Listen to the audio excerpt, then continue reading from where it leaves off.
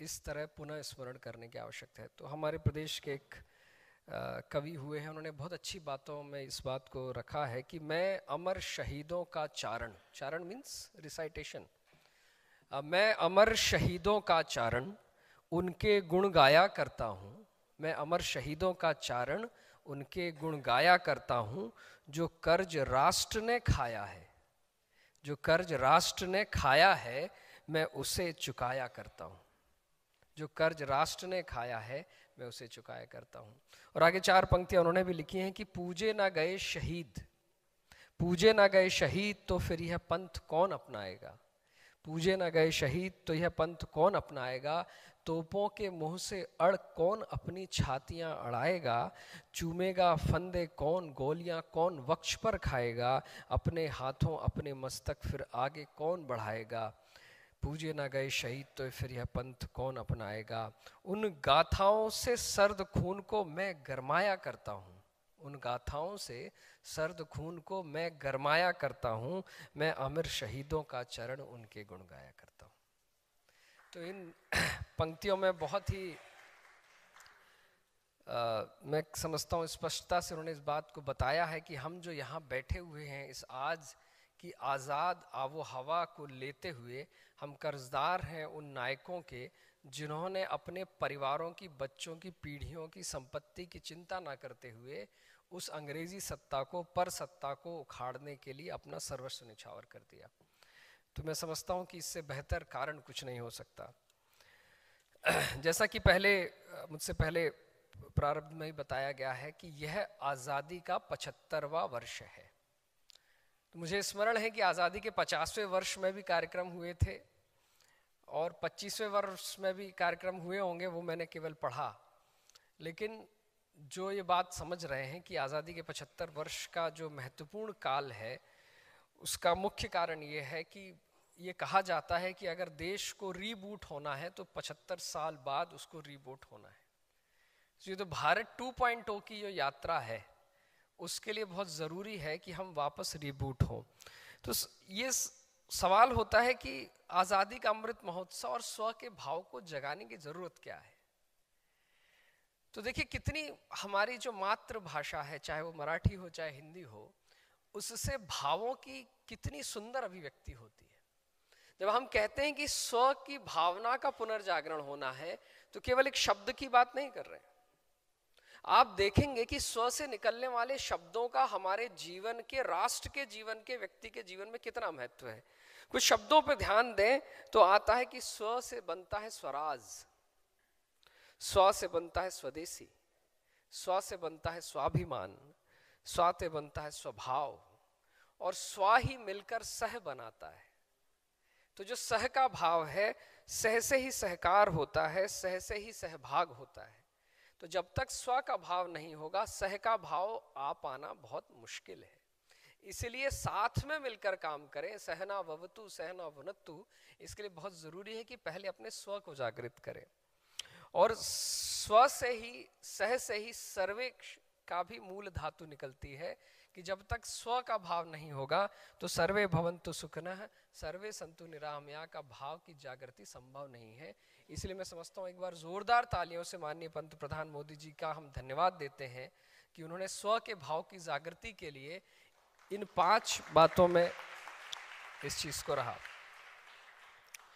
भारत की सार्वभौम सत्ता है।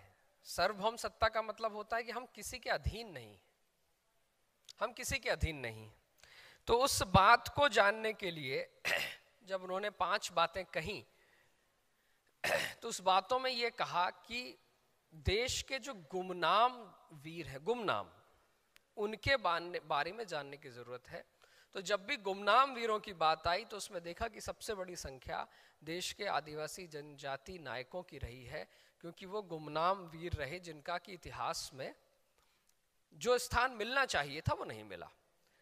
हालांकि इस व्यास पीठ पर हम बैठे हुए, हम किसी को व्यक्तिशः किसी का आलोचना नहीं करना चाहते हैं, परंतु अगर आप इतिहास जो आपने विशेष विषय के तौर पर भले ना पढ़ा हो, लेकिन अपने विद्यालय में, अपने स्कूल में जब पढ़ा होगा तो आपने देखा होगा कि हमें ये बार बार बताने की कोशिश की गई कि आज़ादी जो है कि एक विशेष विचारधारा, एक विशेष तरह के लोगों के कारण ही मिली है, बाकी लोगों का कोई योगदान नहीं रहा है।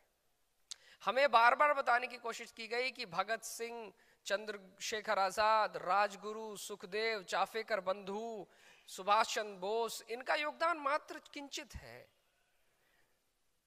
बहुत छोटा है।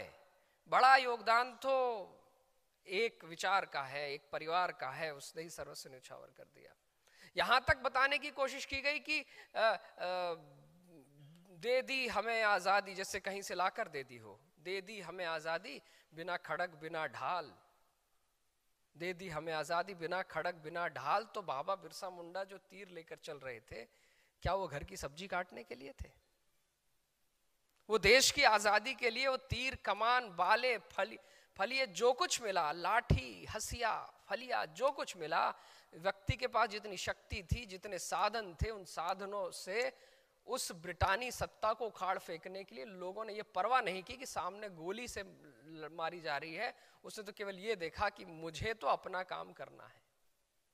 आपने कुछ देर पहले कोमरम भीम की जो कहानी देखी, सोचिए ये एक बानगी है, आपकी भी रीढ़ तक वो बात गई होगी, आपकी भी आंखों में अनायास आंसू भी आए होंगे, आपने जब खुद को अपने उस स्थान पर स्वयं को रखा होगा। तो ये जो आज़ादी के स्वतंत्रता संग्राम में मैं समझता हूँ कि बहुत पुण्य त्रिवेणी में आकर हम यहाँ हैं कि एक तरफ संत ज्ञानेश्वर सभागार है, सावित्रीबाई फुले जो माता हैं उनका नाम पर कुल गुरु का पीठ है, और बाबा बिरसा मुंडा का हम स्मरण कर रहे हैं, उनके दिन के निमित्त स्मरण कर रहे हैं, उनको स्मृति स्वरूप हम उनका स्मरण कर रहे हैं। तो अगले 10-15 मिनट की यात्रा में मैं आपको ले जाना चाहता हूं कि हम जाकर देखें कि क्यों जरूरी है भारत की जो चेतना है, स्वचेतना है, उस चेतना के लिए क्यों जरूरी है कि जनजाति समाज का जो योगदान है उसका पुनरुत्थान। अब प्रश्न उठता है, जैसे कि बात आई कि शब्द क्या है, जनजाति है, आदिवासी है, मूल निवासी है, बहुत सारे शब्द हैं। व्यक्ति का नाम बदलने से व्यक्ति तो नहीं बदलता। कहते हैं गुलाब को रोज कहो या कुछ कहो, किसी का पेटेंट नहीं है। गुलाब का जो सार्वभौम स्वभाव है वो स्वभाव वही रहता है। तो सवाल ये होता है कि क्या क्या नाम से बुलाया गया, कब कब बुलाया गया, इतिहास में कितने पीछे जाएं कि उनके बारे में चर्चा करें। तो अगर हमें वास्तविक जनजातियों के इतिहास के बारे में जानना है तो हम केवल आज के भारत को देखकर उनका इतिहास नहीं जान सकते। जिस भारत की हम बात कर रहे हैं ये राजनीतिक भारत की बात कर रहे हैं, लेकिन जब आपको जनजातियों के इतिहास की बात करनी होगी तो आपको सांस्कृतिक भारत की बात करनी होगी, जिसकी सीमाएं हिंदू कुश से लेकर जावा सुमात्रा तक जाती हैं, वो भारत।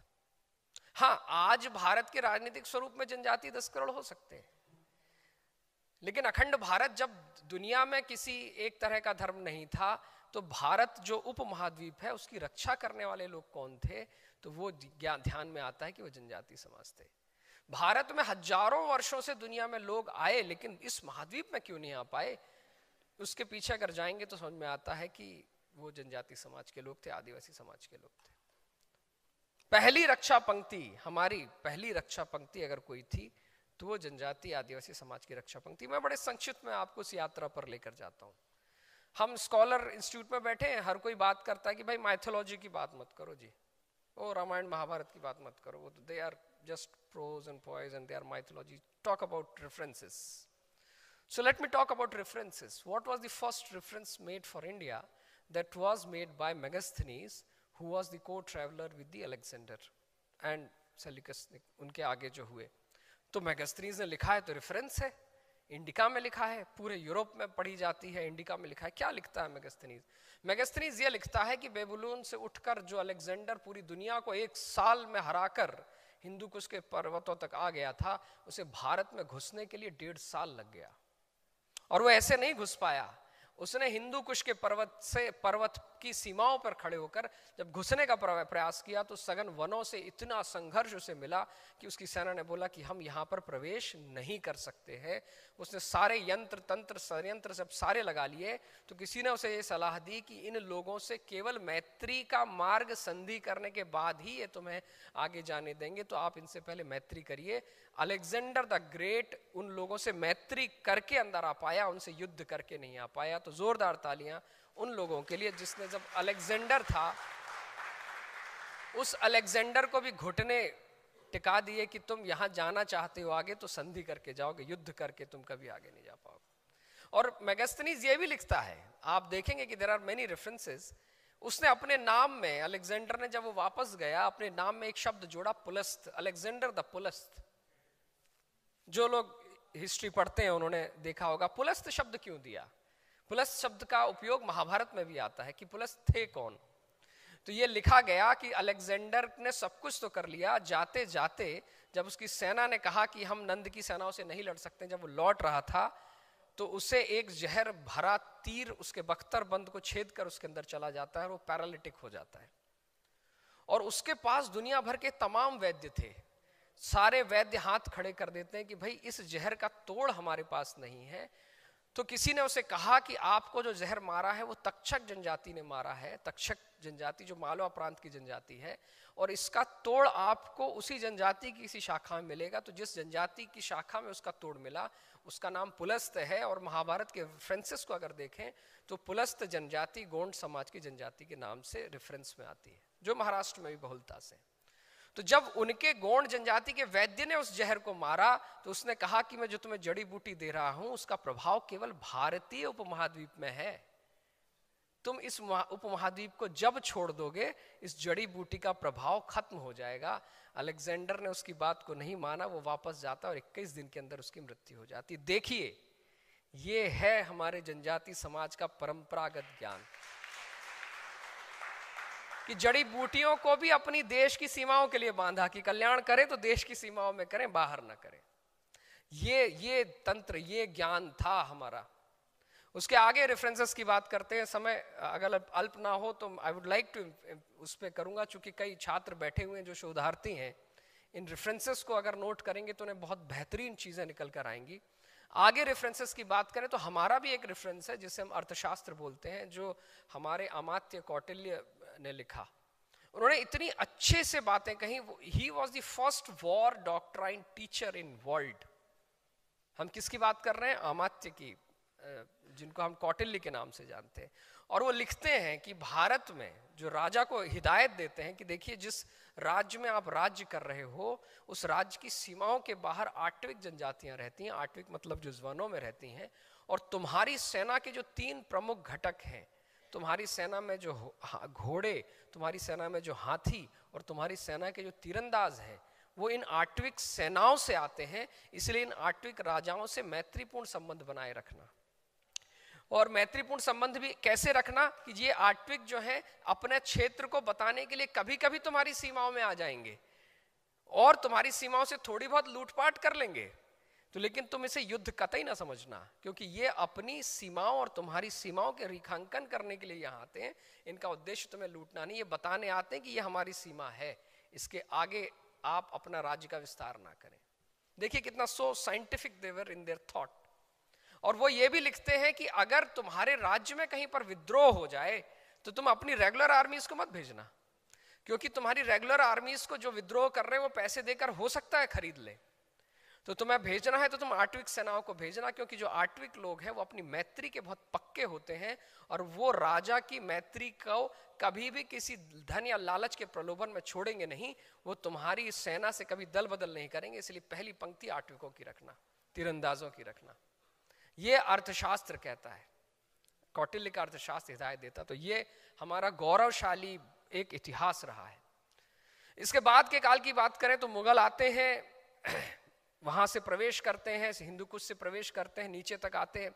देखें अगर आप गौर से देखें तो मुगल केवल प्लेन्स पे राज कर पाए। मैं दोबारा कहता हूं, मुगल या जो थे वो समतल भूमि पर राज कर पाए, वनों में और पहाड़ों में कभी उन्होंने शासन नहीं किया। कारण क्योंकि वनों और पहाड़ों में उनका सामना उन्हीं जनजातीय आदिवासी लोगों से होता था जो उनके तरह की लड़ाई के तरीके से कहीं उन्नत थे। और मुगल जहां प्लेन्स में गंगा की तलहटी से जब उन्होंने शुरू किया तो गांव के गांव मतांतरित कर दिए बांग्लादेश तक, लेकिन एक गांव भी जनजातियों का वो मतांतरित नहीं कर पाए क्योंकि उनका सामना उन तीर कमान वाले लोगों से था जिन्होंने हारना मरना मंजूर किया लेकिन अपनी संस्कृति के साथ कभी भी कोई संशय या किसी तरह का उन्होंने एक तरह से कंप्रोमाइज स्वीकार नहीं किया। तो ये हिस्ट्री है, ये हमारा इतिहास है कि हम चाहे खानदेश में आपके महाराष्ट्र का हिस्सा हो, चाहे औरंगाबाद का हिस्सा हो, ये सारे जितने भी राजा रहे ये सीमित रहे, इन्होंने कभी वनों पे शासन नहीं किया और उनसे मैत्रीपूर्ण संबंध बनाए। हमारी आर्थिक स्थिति कभी भी खराब नहीं थी ब्रिटिशर्स के आने से पहले तक। ये एक आंकड़ा बोलता है कि जो भारत है, भारत का लगभग 60 से 65% क्षेत्र वन क्षेत्र रहा है मुगलों तक, जिसे दिल्ली से हम सल्तनत और भारत में पूरा मुगलिया सल्तनत बता देते हैं, वो वास्तव में ज्योग्राफिकली अगर देखा जाए तो चंद शहरों तक सीमित था, उसके बाहर उनकी कोई सल्तनत नहीं थी। 1564 में अकबर ने रानी दुर्गावती, जो हम जिनके वंशज हैं, जब उनसे लड़ाई की तो उन्होंने उनसे कहा कि देखो उस वक्त उनकी उम्र 44 साल थी और अकबर की उम्र 22 साल थी, जिसे हम Ghazni the Akbar the Great के नाम से जानते हैं। उन्होंने उसे पत्र लिखा कि अगर तुम वास्तव में चाहते हो कि मेरे राज्य तुम्हारे अधीन आ जाए तो तुम अपनी सेना मत भेजो, तुम्हें तुम्हारा जो अस्त्र पसंद हो उस अस्त्र को लेकर आओ, मैं तुमसे उस अस्त्र के साथ लड़ाई करूंगी और अगर तुम मुझे हरा देते हो तो बिना युद्ध के किसी रक्त रंजित होने के मैं तुम्हें अपना राज सौंप दे दूंगी। उस अकबर द महान के पास अपने से 2 गुना उम्र की रानी से लड़ने का मादा नहीं था। हमारा इतिहास उसे अकबर द ग्रेट के नाम से जानता है।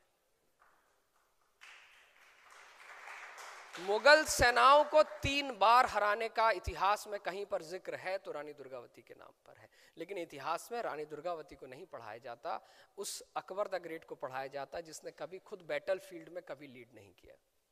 तो ये हमारी विसंगति है। चलिए उस दौर से आगे निकलते हैं, अंग्रेजी उस पर आते हैं। तो अंग्रेजी इतिहास की शुरुआत कहां से हो, मतलब forgot I have not brought my mobile time के लिए।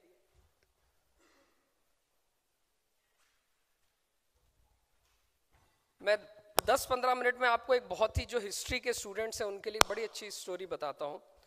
अंग्रेजी इतिहास की शुरुआत कब से हो,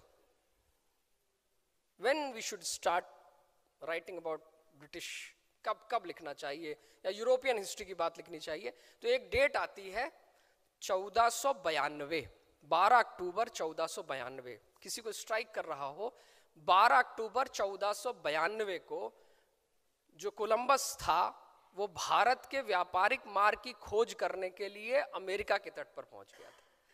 कौन? कोलंबस। खोज क्या रहा था? भारत। चला कहां गया? अमेरिका। और जहां वो पहुंचा तो भौगोलिक ज्ञान तो था नहीं, तो उसने उस देश को नाम दिया इंडीज, मतलब देश। जब वो अंदर घुसा तो देखा कि ये तो कुछ और देश है और उसने बोला कि मैंने एक दुनिया को डिस्कवर कर लिया। मतलब 14वीं शताब्दी में, 15वीं शताब्दी में भारत ऐसा समृद्ध देश था जिस देश के व्यापारिक मार्गों को खोजने के लिए पूरा यूरोप लगा हुआ था। यूरोप के सारे देश ये प्रयास में थे कि किसी प्रकार ऑटोमन एम्पायर को हटाते हुए, अरब जो सिल्क रूट है उसको हटाते हुए हमें कोई राज्य मिल जाए ताकि वो जो सिल्क रूट का ट्रेड है उसको बचाते हुए हम भारत पहुंच जाए। देखिए ये था भारत। 15वीं शताब्दी में भारत दुनिया की जो जीडीपी है उसका 28% हिस्सा होल्ड कर रहा था। 15वीं शताब्दी में जो भारत है दुनिया की जीडीपी का 28% हिस्सा होल्ड कर रहा था। आप इमेजिन कर सकते हैं कि जब अंग्रेज भारत को छोड़ कर गए तो वह हिस्सा 1.4% से भी कम था। क्या आप सोच सकते हैं? 15वीं शताब्दी में वो हिस्सा 28% था और उसमें भी केवल हम बात कर रहे हैं स्पाइस और कॉटन ट्रेड की, बाकी जेम ट्रेड की तो हम बात ही नहीं कर रहे हैं। जो ऑटोमन एम्पायर से होता था उसकी हम बात ही नहीं कर रहे। यू कैन इमेजिन कि लगभग इनफॉर्मली दुनिया का 33% जो जीडीपी था ट्रेड का वो भारत से होता था। और ये बात एक बड़े अंग्रेज राइटर ने लिखी है कि 15वीं शताब्दी में 16वीं शताब्दी में इंग्लैंड की अगर किसी महिला के पास भारत के रेशम से बना रुमाल होता था तो उसे टैक्स चुकाना होता था अमेरिका। आप इमेजिन करें कि 15वीं शताब्दी में ब्रिटेन में भारत से बने रेशम के रुमाल को रखने वाली महिला अमीर समझी जाती थी। तो सोचिए कि भारत में जो भारत के रहवासी हैं जो यहाँ पे उस रेशम और कॉटन को पहनते होंगे तो उनकी नजरों में कितने अमीर रहे होंगे। ये था हमारा भारत, ये था हमारा स्व, जिस स्व को हमने उस यूं कहें कि 15वीं शताब्दी से लेके 18वीं 19वीं शताब्दी तक भुला दिया, पूरी तरह भुला दिया। हम इस तरह मानसिक गुलामी में जकड़ गए कि हमें लगा जो कुछ विदेशी है अच्छा है, जो कुछ यूरोप से आता है अच्छा है। हम ये भूल गए वो दौर जब यूरोप में जो कुछ अच्छा था वो भारत से जाता था, वो दौर हमारा दौर था। लेकिन अब मैं वापस आता हूँ कि ट्राइबल क्यों इंपॉर्टेंट है। तो जो आपको इतिहास पढ़ाया गया कि सो कॉल्ड ब्रिटिशर्स ने देश को आज़ाद किया, ये जो भव्य इमारत आप देख रहे हैं, ऐसी सैकड़ों इमारतें बनवाई क्योंकि उन्हें लगा नहीं था कि वो भारत को कभी छोड़कर जाएंगे। उन्हें कभी नहीं लगा था कि भारत को छोड़कर जाएंगे।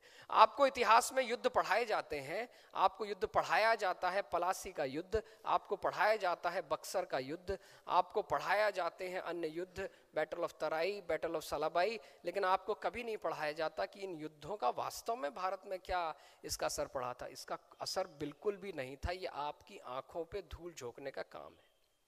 मैं आपको ये बताऊंगा, अगर आप इकोनॉमी ऑफ ट्राइबल ट्रेड की बात करें तो देखें जब ब्रिटेन यहां पर आया 1700 जो आप 57 में पलासी का युद्ध कहते हैं, उस युद्ध में कुल मरने वालों की संख्या थी 2500।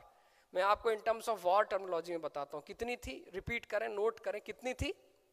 2500, जिसमें से 500 अंग्रेजों के थे और 2000 हमारे मारे गए थे। अब मैं आपको ले जाता हूं कि जब ये बात होती है बक्सर के युद्ध के बाद 24 परगना की लगानी अंग्रेजों को दे दी जाती है, लगानी दे दी। लेकिन तभी एक भागलपुर में घटना होती है कि भागलपुर की जमीन के बाद तिलका मांझी जो थे उनको उनका जो समुदाय है उसे अंग्रेज लाते हैं और उनसे कहा जाता है कि आप जिस जमीन पर बो रहे हो उसका आपको टैक्स देना होता है। तो तिलका मांझी ये कहते हैं कि जमीन हमारी, जंगल हमारा, पानी हमारा, मेहनत हमारी, पसीना हमारा, तो टैक्स हम तुमको क्यों दें। तिलका मांझी सबसे पहले 1780 से 1785 तक का जो विद्रोह है, तिलका मांझी के उसमें जो विद्रोह होता है, तो कहते हैं हम तुमको क्यों दें। उन्होंने जब टैक्स मांगने के लिए कोई आए तो केवल अपनी गुलेल और अपने तीर से उस जो ब्रिटिश कर्नल था उसको मार दिया, केवल गुलेल और तीर से। लेकिन आप जानते हो कि चूंकि ब्रिटिश की जो सत्ता थी उसे कतई बर्दाश्त नहीं था कि कोई कर क्यों नहीं देगा, तो उन्होंने तिलका मांझी को 4 घोड़ों से बांधकर पूरे भागलपुर शहर में घुमाया और उनकी मृत्यु हो जाने के बाद उनकी जो पार्थिव शरीर था उसको भागलपुर के बरगद से लटका दिया ताकि वहां से गुजरने वाला हर आदमी ये देखे कि कर ना चुकाने वाले व्यक्ति का ये अंजाम होता है। लेकिन जो संथाल समाज था वो माना नहीं और आपने देखा कि फिर एक हूल क्रांति होती है, जिस हूल क्रांति का हूल आंदोलन 30 जून 1855 को जो होता है, मतलब 1784 से लेकर 1855 तक वो पूरा क्षेत्र उस क्रांति से जूझ रहा था। और जो हूल आंदोलन है जिसकी शुरुआत तिलका मांझी ने 1784 में की थी, उस हूल आंदोलन का आधिकारिक रिकॉर्ड जो बोलता है उसमें सीधो, कानो, चांद, भैरव, फूल, झानो, एक ही परिवार के 6 लोग जो मारे गए थे। आधिकारिक रिकॉर्ड जो है, जो एक बहुत फेमस इतिहासकार हैं हंटर, उन्होंने ये लिखा है कि लगभग 60,000 संथालों ने इस लड़ाई में अपनी योगदान दिया, अपनी मतलब जान गंवाई। पलासी के युद्ध में कितने लोग मारे गए थे? कितने? 2500। और संथालों ने कितनों में अपनी जान दी? जोर से बोले। 60,000। क्या आपको कभी आपकी इतिहास की टेक्स्ट ने हूल आंदोलन पढ़ाया? कभी नहीं पढ़ाया। ये है जिसको बोलते हैं दोगलापन।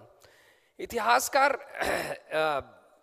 हंटर ये लिखते हैं कि जो आखिरी संथाल था उन 60,000 लोगों में, वो एक झोपड़ी के अंदर सारे लोगों के मरने के बाद भी मांदल बजा रहा था, और जब दरवाजा खोलकर लोग घुसे तो 70 साल के बूढ़े संताल ने अपने हंसिए से 2 अंग्रेज सिपाहियों की गर्दन काट दी और उसके शरीर पे गोलियों से छलनी कर दिया गया। उसका नाम कोई नहीं जानता, वो गुमनाम है, लेकिन ये मैं यूं कहूंगा कि ये इतिहास का स्केल है कि 2500 के उस युद्ध के बारे में तो बताया जाता है, लेकिन 60,000 के युद्ध के बारे में नहीं बताया जाता है, क्योंकि हमने अपना स्व खो दिया था। हमें तो महिमा मंडन वाला इतिहास लिखना था। किसी ने कहा कि हमने वो इतिहास लिखा है जो पोचर्स ने लिखा है, शेर ने नहीं लिखा है।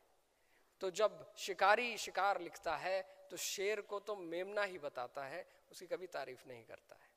ये इतिहास रहा है। तो हम बहुत समय की अल्पता है, इस गौरव यात्रा को तो मैं बहुत दूर तक ले जाता, लेकिन मैं आपको कुछ ऐसे चीज़ों से जोड़ना चाहता हूँ, बिकॉज इस कार्यक्रम का उद्देश्य ये था कि जो आज के रिसर्चर हैं, जो आज के शोधार्थी हैं, वो कल के जब इतिहासकार बने तो वास्तविक इतिहास लिखें।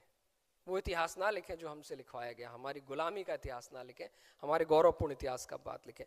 तो सवाल ये है कि जो ट्राइबल एक्सप्लॉयटेशन की बात आज बताई जाती है, वो एक्सप्लॉयटेशन क्लासिक केस है अंग्रेज़ों के एक्सप्लॉयटेशन का। कारण ये है कि जो जनजातीय जिनकी बात हो रही है, उनको जल जंगल जमीन से अगर वंचित किया तो अंग्रेज़ों ने वंचित किया। अंग्रेज़ों से पहले जल जंगल जमीन से किसी ट्राइबल को हटाने का कोई इतिहास नहीं मिलता है। ये कहा जाता है कि जो एक्सप्लॉयटेशन की बात होती है तो जो सो कॉल्ड फॉरेन इंटेलेक्चुअल लिखते हैं कि भाई भारत में बड़ा भेदभाव था, बड़ा सामाजिक भेदभाव था, लेकिन किसी को भूखा कोई नहीं मारता था। भेदभाव था लेकिन कोई भूख से नहीं मर रहा था। भेदभाव रहा होगा, वो भी लिखा गया है, लेकिन भूख से नहीं मर रहा था, उसके कोई तथ्य नहीं है। भूख से कैसे मर रहे थे मैं आपको ये बताना चाहता हूँ। अगर आप टैक्सेशन की बात समझें कि अंग्रेजों के आने से पहले भारत में जो लगान की दर थी वो 1/6 थी। कितनी? 1/6। जो लोग इसको कोरैबोरेट कर सकते हैं, कितनी? 1/6। और उससे अगर कहीं अधिक लेता था तो हिंदू स्क्रिप्चर्स के हिसाब से, टेक्स्ट के हिसाब say that was a crime. और 1/6 क्यों लिया जाता था? ताकि ये कहा जाए कि साईं इतना दीजिए कि जामे कुटुंब समाए, मैं भी भूखा ना रहूं और साधु भी भूखा ना जाए। तो किसी भूखमरी की बात पहले नहीं सुनी गई। 1/6 अन्न का 1/6। और कर क्या था? बार्टिंग सिस्टम में था कि अगर तुमने गेहूं बोया है तो गेहूं का दो, तुमने बाजरा बोया है तो बाजरा में दो। तो मनी सिस्टम कभी इंट्रोड्यूस नहीं था, मनी मिंटिंग की जरूरत नहीं थी, इनफॉर्मल इकोनॉमी की जरूरत नहीं थी। लेकिन जब मुगल आते हैं तो Mughal informally money economy introduce करते हैं, तब से साहूकारी सिस्टम भारत की व्यवस्था में शुरू होता है। उससे पहले साहूकारी की जरूरत नहीं थी, आदमी जो उगाता था 1/6 दिया और खुला हो गया। बार्टिंग गांव में गए, खुला हो गए। लेकिन मुगलों ने कितना लिया? 1/3। अगर आप आईने अकबरी में देखें तो उसमें लिखा गया है कि 1/3 जजिया ज़कात के अलावा 1/3 आपको देना पड़ेगा।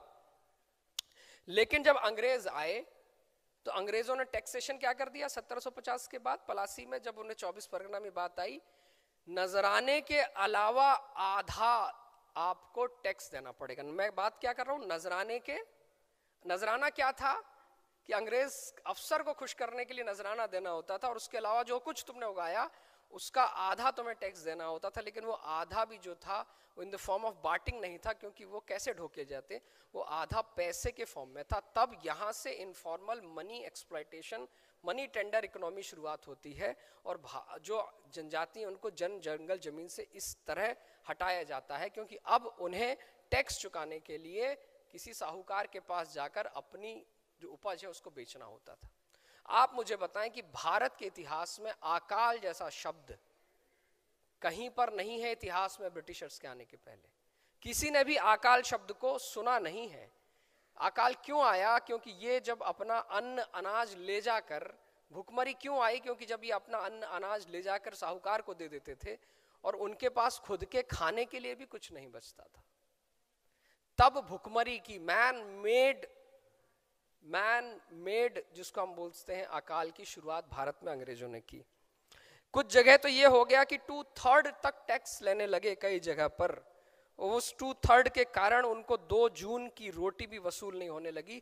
और जो सरप्लस फूड था, लगभग यूं कहें कि 1850 में भारत का जो सरप्लस फूड था, सरप्लस फूड मतलब जो मार्केट में था, फौज के पास था, लोगों के पास नहीं था, 1855 में वो लगभग 5 मिलियन 10 मिलियन टन था।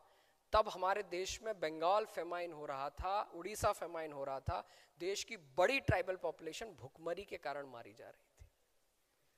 ये इतिहास हमें पढ़ाया नहीं जाता है, इसीलिए जो जल जंगल जमीन की लड़ाई के लिए बाबा बिरसा मुंडा और ऐसे लोगों ने जो लड़ाई लड़ी, तो वो लड़ाई केवल सत्ता उखाड़ने के लिए नहीं थी, वो लड़ाई इस घोर अन्याय के खिलाफ थी। मेरे इतिहासकारों ने तो लिखा कि मतलब कुछ इतिहास, अगर परम पूज्य वीर सावरकर नहीं होते तो 1857 की लड़ाई को भी कोई भारत की स्वतंत्रता संग्राम की लड़ाई नहीं मान रहा था। वो तो कहा जा रहा था this was a small mutiny, this was a small mutiny, वो तो हुई थी।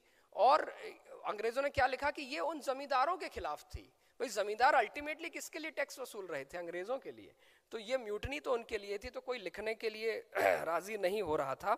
मैं अंत में बहुत चूंकि सबका समय महत्वपूर्ण है, हमारा सेशन भी है, मैं बहुत अंत में ये बात बताना चाहता हूं कि जो देश की प्रगति के लिए 3 बहुत महत्वपूर्ण चीजें थी, वो थी कोयला, लोहा और टीकवुड, जिससे ब्रिटिश सत्ता ने पूरी दुनिया पे राज किया। ब्रिटिश सत्ता को भारत की खेती के टैक्स की जरूरत नहीं थी, ब्रिटिश सत्ता को भारत से अनाज की जरूरत थी, ताकि जो उनके पूरी दुनिया में जो सूरज नहीं डूबता था वहां सत्ता के लिए भोजन उपलब्ध कराया जाए। लेकिन उन्हें मतलब सामरिक दृष्टि से इनकी जरूरत नहीं थी, उन्हें जरूरत थी लकड़ी की, क्योंकि उस वक्त जहाज, युद्धपोत, लकड़ी जो है वो जिस टीक से बनाए जाते थे वो दुनिया में केवल भारत में पाई जा रही थी। उस वक्त रॉ मटेरियल को बंदरगाहों तक ले जाने के लिए जो रेल की पातियां लगाई जा रही थी, उन पातों को बनाने के लिए जिसकी आवश्यकता थी वो थी लकड़ी थी।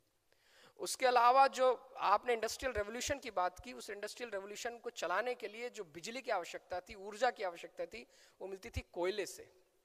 उसके अलावा जो स्टील, रॉ आयरन की आवश्यकता थी, वो आयरन मिलता था जनजातीय क्षेत्रों में। 99% ऑफ ब्रिटिशर्स ने जो रॉ मटेरियल ये तीनों लिए, वो कहाँ थे? वो ट्राइबल एरियाज में ही थे। और उन ट्राइबल एरियाज से जनजातियों को ऐसे ही नहीं हटाया गया। ये कहा जाता है कि लगभग, ये कहा जा रहा है कि लगभग 1 करोड़, कितना? 1 crore 10 million tribals were killed just to snatch coal, timber and iron from Indian subcontinent. कितने? 1 करोड़। आज की डेट, आज के समय आप तो 1 करोड़ को गोलियों से नहीं मारा गया। आपने ये मूवी देखी हो तो उसमें देखा होगा कि 1 bullet was costing around 4 pound. तो 1 करोड़ लोगों को मारने के लिए 4 करोड़ की गोलियां तो ब्रिटेन खर्च नहीं करता। तो कैसे मारा? भूखमरी से मारा, भूख से मारा, चेचक से मारा। बंगाल में ये कहा जाता है कि जब भी चेचक फैलता था, जेफरी आमहर्स्ट थे जिन्होंने इस चेचक की केमिकल वॉर को किया था, तो कलकत्ता से ठंड के समय में कम्बल है मुफ्त में जनजातीय क्षेत्रों में बांटे जाते थे। और जिन गांव में भी ये कम्बल आते थे, सो कॉल्ड सेवा करने वालों के हाथों, वो गांव, पूरे के पूरे गांव बाल बच्चे समेत खत्म हो जाते थे कि उनकी चिताओं में आग लगाने के लिए भी लोग नहीं बचते थे। तो इस नृशंस तरीके से जनजातियों को मारा है। लेकिन विडंबना यह है कि मैं अंत में जिस महानायक की बात करूंगा उसे भगवान क्यों कहा गया? क्योंकि उस महानायक ने केवल स्वाधीनता की बात नहीं की, उसने कहा कि स्वाधीनता से नहीं बचेगा, देश स्वाभिमान बचाना है तो स्वधर्म से बचेगा। तो बाबा बिरसा मुंडा मात्र 25 वर्ष की उम्र में, जिन्होंने शिक्षा पाने के लिए जिनका नाम बिरसा डेविड कर दिया था, मात्र 25 वर्ष की उम्र में उन्होंने जो अपने प्राणों का आत्मोत्सर्ग किया, उनके जीवन को अगर आप देखें तो वो जब जाते हैं और इस बात को देखते हैं तो कहते हैं कि साहब साहब टोपी एक, जो फौज के साहब की टोपी और जो सेवा कार्य, शिक्षा, मुफ्त शिक्षा और इसकी वालों की जो टोपी है वो एक ही है, इससे बच के रहना। उन्होंने इस बात को कहा कि अबुआ दिशोम, अबुआ राज, हमारे देश में हमारा राज हो। तो वो बिरसा मुंडा, बाबा बिरसा मुंडा जब आते हैं, बिरसाइयत पंथ की स्थापना करते हैं, तो ये बताते हैं कि हमें केवल स्वराज नहीं चाहिए, हमें हमारा स्वधर्म भी बचाना है, क्योंकि हमारा स्वधर्म नहीं बचेगा तो जनजाति नहीं बचेंगे, जनजाति नहीं बचेंगे तो ये जो अंग्रेज हैं भारत के 40% हिस्से पे वैसे ही कब्जा कर लेंगे। मात्र 25 वर्ष की आयु में वो व्यक्ति ने इतनी बड़ी सेना खड़ी की और मात्र 25 वर्ष की आयु में उन्होंने ये बात कही कि स्वधर्म से स्वराज की अलग जगानी है। उस व्यक्ति को फादर हॉफमैन ने आर्सेनिक का जहर देकर मारा। किसने? फादर हॉफमैन ने, जिसकी आदमकृत प्रतिमा आज भी खूंटी के बाहर लगी हुई है, जिस पे माल्यार्पण करने कई लोग जाते हैं। जिस व्यक्ति ने उनको मारा जहर देकर, इतिहास में लिखा गया कि he died due to diarrhoea. Arsenic से अगर कोई मरेगा तो डायरिया से मरेगा। तो मैं ये बताना चाहता हूं कि आज़ादी के 75 वर्ष में माननीय जो प्रधानमंत्री मोदी जी ने ये पूरे देश में जो जनजाति नायकों की बात कही है, ये केवल जनजाति समाज को जनजाति नायकों के बारे में बताने की बात नहीं है। This is not one way communication. Why he intended to do so? Because उन्होंने कहा कि बाकी समाज को भी पता चले कि ये जो आज़ादी तुम मतलब हम सो कॉल्ड इंडियंस जो आज फील कर रहे हैं, इसे पाने में उन ट्राइबल्स के एंसेस्टर का भी उतना बड़ा योगदान है। और जो 70 सालों से विकास की कीमत चुका रहे हैं, उस विकास को अब आपको केवल फ्रीबीज से नहीं, उन्हें उनके अधिकार देकर उनके को चुकाना पड़ेगा। तो ये जो मैं जिस मध्य प्रदेश से आता हूँ, हमारे यहाँ राष्ट्रपति द्रौपदी मुर्मू आई और हमने अभी रिसेंटली जल, जंगल, जमीन, मजदूरों, महिलाओं के अधिकार वास्तव में जनजातियों को दिए हैं। उसके लिए इतना बड़ा नोटिफिकेशन अभी हमने पेसा एक्ट का लाया है। तो मैं समझता हूँ कि ये जो थॉट प्रोसेस है कि ट्राइबल्स कोई आपसे एहसान नहीं मांग रहे हैं। विकास कार्यों के लिए, बांधों के लिए, सड़कों के लिए, राजमार्गों के लिए जो कुछ उन्होंने दिया है, देश के 60% ट्राइबल विस्थापित हैं। तो उस विस्थापन के 70 सालों बाद आज आवश्यकता है कि हम उनकी संस्कृति संरक्षण के साथ उनका विकास करें और उनकी जो आस्था, अस्मिता और अस्तित्व की लड़ाई है, उसमें सम्मान के साथ उनके इतिहास को सहेज कर रखें, ताकि उनके भविष्य में हम सब भारत माँ के लाल, भेदभाव का कहाँ सवाल, इस भावना के साथ कि हम सब एक हैं, आमू आखा एक छे, हम सब एक ही भारत माँ के पुत्र हैं, ये भाव जागृत हो। इसलिए आज़ादी के 75वें वर्ष में जो ये एक निमित्त पुण्य कार्य किया जा रहा है, मैंने स्वयं 16 विश्वविद्यालयों में जाकर ये आख्यान दिया है। ये मेरा 16वां विश्वविद्यालय है। I have travelled starting from JNU, BHU and all other 10 states I have traveled, where mostly PESA states are there, जहाँ पर ट्राइबल रहते हैं। तो हम सब ने एक ही बात कही और ये समग्र रूप से ये 100वां कार्यक्रम आज जो आप देख रहे हैं, ये 100वां कार्यक्रम है, ये बात बताने के लिए कि ट्राइबल्स जो हैं वो हमारी इंडियन कल्चर का इंटीग्रल पार्ट है। Tribals are the integral part of our Indian culture and they hold the key for their future.